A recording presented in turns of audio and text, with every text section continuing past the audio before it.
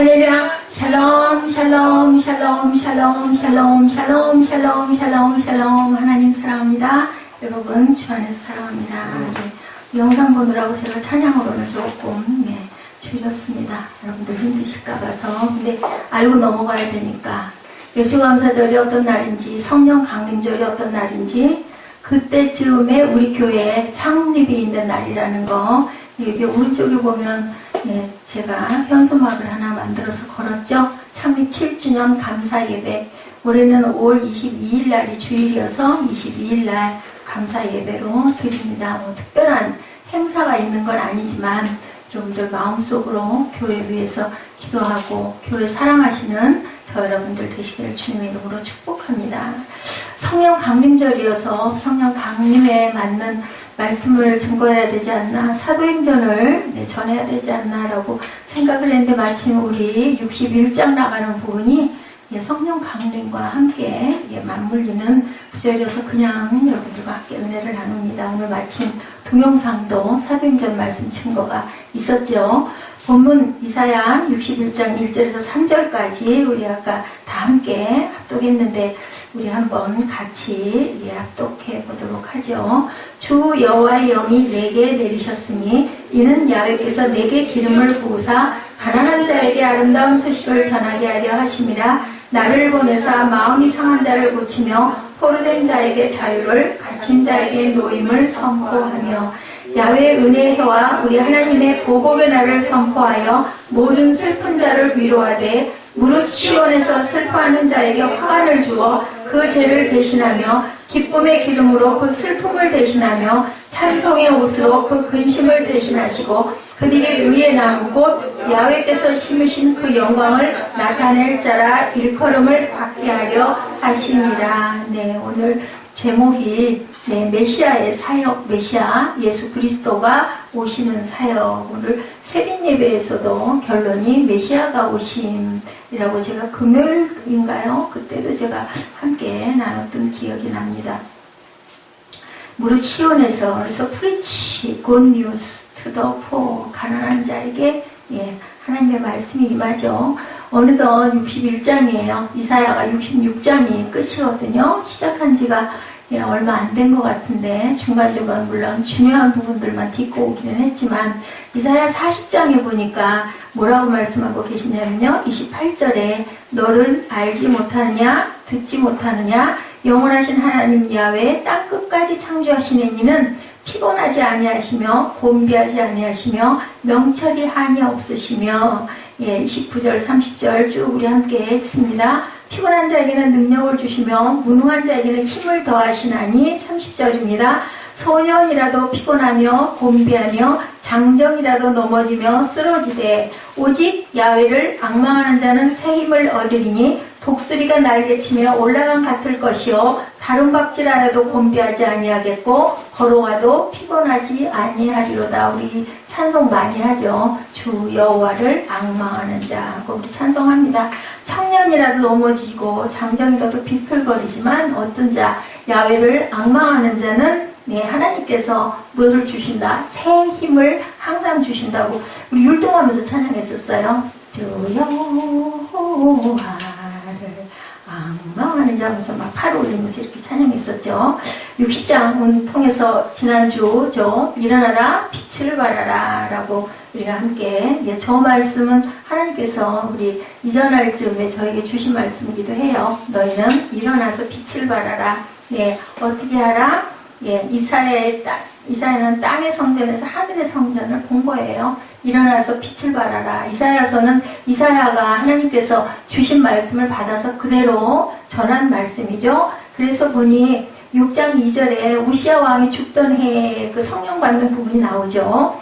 6장 2절에 스랍들이 모시고 섰는데 각기 6날개가 있어 처사들이죠. 그 둘러는 자기의 얼굴을 가리고 그 둘러는 자기의 발을 가리고 둘러는 날고 서로 불러 이르되 뭐라 그래요? 거룩하다 거룩하다 거룩하다 만군의 야훼여, 그의 영광이 온 땅에 충만하도다 하도다. 그거 보고 이사야가 그 온통 그 하나님의 임재를 느끼죠. 안착하게 그 스랍들 사이로 안개가 내리는 걸 보면서 야훼 임재를 느끼고는 그만 이제 나는 죽었구나, 이제 나는 망하였도다 그러죠. 그랬더니 어떻게 해요? 스랍들이 와가지고 입술을 찢어주는 그런 역사가 6장에 쭉 나옵니다. 괜찮아, 죄 다 씻었어. 예, 그게 바로 메시아가 오심을 예언하는 거죠. 스랍들이 날고 있는 모습은요, 사명을 감당하려고 준비하고 있는 거. 어디든 가라는 대로 가오리다 하죠. 부름받아 나서니 이 모습을 나타내고 있습니다.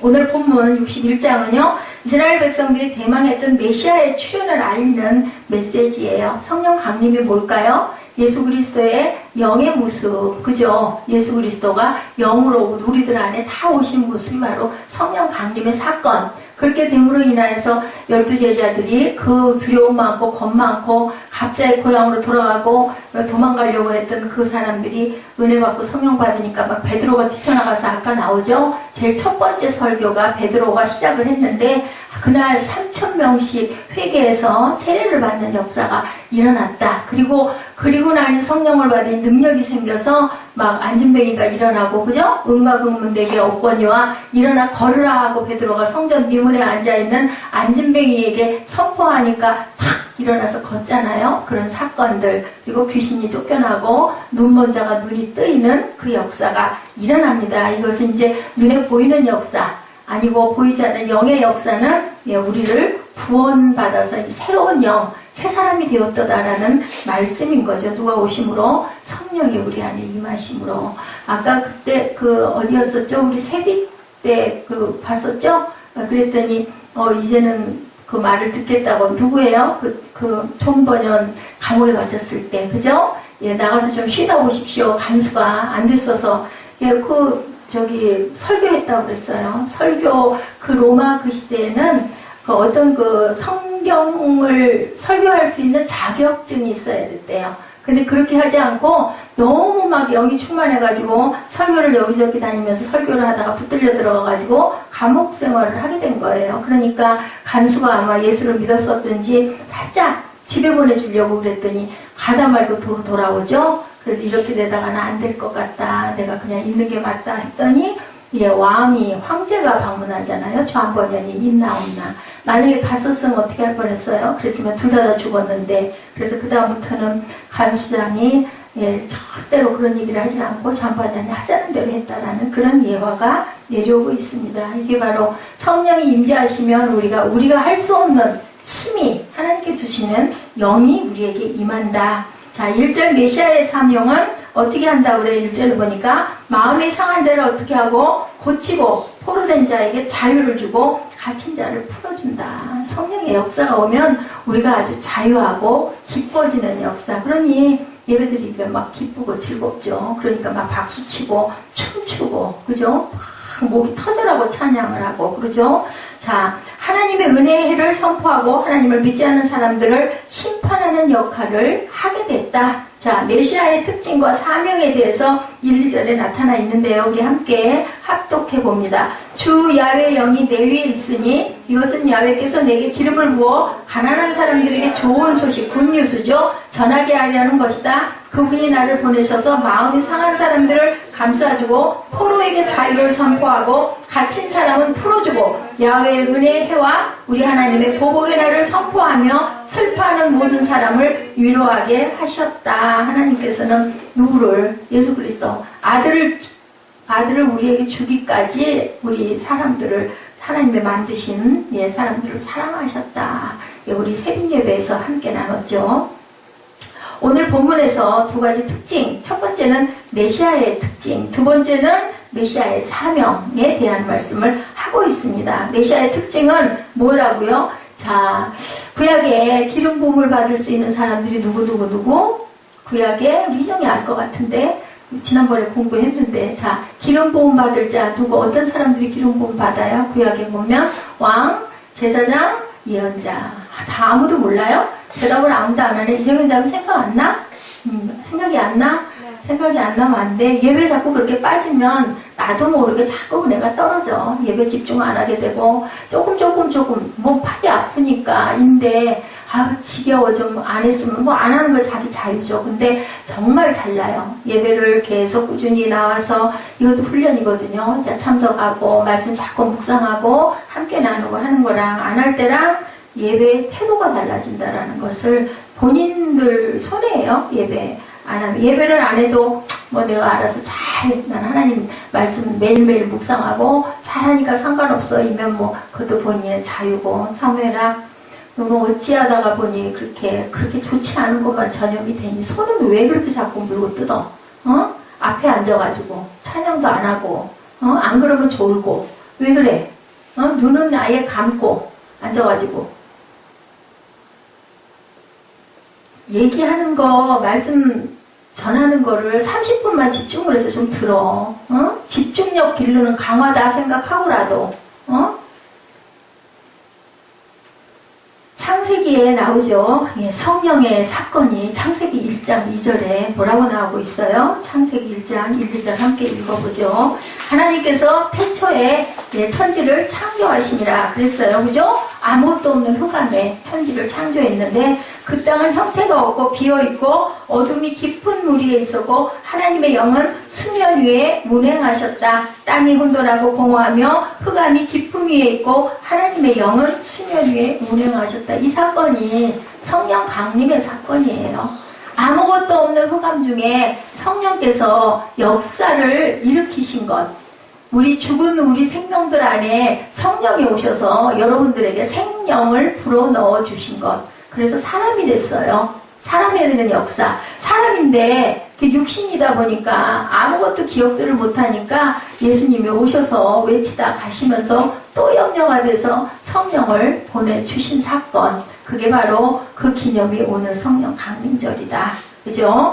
자, 하나님은 창조의 영이셨다. 이렇게 그 창조하는 영이 우리에게 부어져서 우리가 능력을 받아가지고 죽은 자가 살아나고 귀신이 쫓겨나고 세상을 이기고 살도록 해주셨다라고 여러분들이 그렇게 믿으시면 아멘 하시기 바랍니다. 아멘. 또 한 가지 중요한 것 있죠. 구약에 많은 예언이 나오는데 누가 예언자들 이사야, 예레미야, 에스겔 거기에 나오는 예언자들 12명 그 선지자들은 자기 생각을 말하는 게 아니라 자기 비전을 말하는 게 아니라 무슨 얘기를 전했어요? 하나님의 말씀 받은 것을 그대로 전한 사건들이 있죠. 하나님의 영이 그들에게 임해서 예언을 한 거예요. 그게 바로 성령 사건입니다. 예언자들은 전부 다 자기 얘기를 하는 건 예언이 아니에요. 그건 누구예요? 거짓 선지자들. 그렇죠. 근데 예언을 정말로 하나님의 영이 임해서 하는 예언은 이사야가 예수님 오시기 전 700년 전에 한 예언이 그대로 이루어지잖아요. 미리 보여주신 것을 미리 백성들에게 선포해 주는 거예요. 믿거나 말거나 믿는 건 누구 자유예요? 믿는 거는 귀 있는 자는 들을지어다. 쉐마 이스라엘아. 누구에게 복이에요? 듣는 자에게 복이에요. 예, 말씀 듣고 또한 말씀에 은혜가 돼서 꿀같이 단 말씀이 되면 본인에게 은혜인 거죠. 자, 고통당하고 부동에 파묻히고 수모를 당해도 예언자들은 성령의 음성을 멈출 수가 없어요. 왜? 안 하면 살 텐데, 그죠? 편하게 살 수 있는데 왜 십자가에 거꾸로 못 박혀 죽어요, 젊은 나이에. 그죠? 참 미련한 것 같은데 우리 사람들이 생각할 땐. 근데 안 할 수 없어요. 하나님의 성령이 임했기 때문에. 그러면 성령 임하면 망하네. 망하는 게 아니죠. 우리가 더 살아봐야 얼마나 살겠어요. 그죠? 30살까지 살다가 죽었어. 근데 그 사람 인생이 앞으로 한 40년 정도 더 산다고 보면 40년 더 사는 게 낫겠어요. 영생을 얻어가지고 기쁨 충만해가지고 조금 일찍 천국 가는 게 낫겠어요. 그죠? 그 사람의 사명인 거예요. 꼭 뭐 다 순교하는 사명들만 받은 거 아니고 누구처럼 요한처럼 사도 요한처럼 땅에서 100년 동안 있으면서 계시록까지 쓰죠. 요한 1, 2, 3서 쓰고 요한복음 쓰고 뭐하고 가요? 하나님의 증거 나타내고 가는 자도 있고 순교해서 거꾸로 매달리는 자도 있고. 그런데 그걸 내 힘으로 내 능력으로 하는 게 아니다. 하나님 섬기고 교회 섬기는 일이 내 마음대로 아우 피곤하고 고난데 나 좀 안 했으면 좋겠어. 안 하면 좋죠. 근데 마음에 거룩한 부담이 있기 때문에 그럼에도 불구하고 하늘나라를 세워나가는 건 보기에는 정말 미련한 것 같아. 월급 받아가지고 뭐 한다고 교회에다가 다 털어놓겠어요. 그죠? 바보 천치죠. 그렇다고 그 사람이 미련한가요? 아주 상당히 아주 똑똑하고 얕거든요. 근데 왜 그래요? 하나님에게 붙들리면 그거 안 해가지고 나 먹고 쓰고 잘 먹고 잘 살면 좋을 텐데 그게 과연 잘 먹고 잘 살아지겠느냐는 거죠.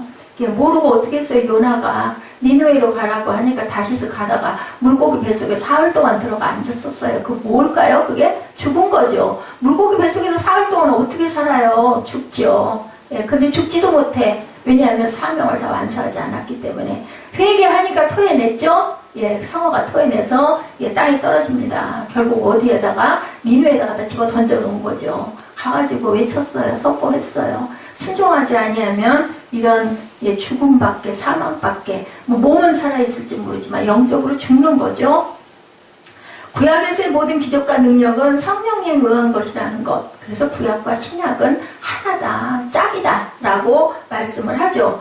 예, 61장이 성령에 대한 그 말씀이에요. 사도행전의 말씀과 짝이 돼서 내린 말씀입니다. 비를 내리게 하는 것, 해골의 군대를 만드는 것, 전쟁에서 승리하게 하는 것 모두 다 누구의 역사? 성령의 역사. 어떻게 해골들이 사람이 돼요? 근데 군대 귀신들이 일어났다가 다 뼈다귀들이 맞춰져가지고 힘줄이 생기고 그래가지고 막 전쟁을 나가죠. 예, 그렇게들 나갈 수 있게 해주는 모든 것 뭐가? 성령이 갖다 이어다 붙여놓으니까 생기가 그 속에 들어가죠. 성령의 역사는 또한 기름 부음의 역사다. 아까 얘기했죠. 왕, 제사장, 예언자에게 기름 부어지는 것.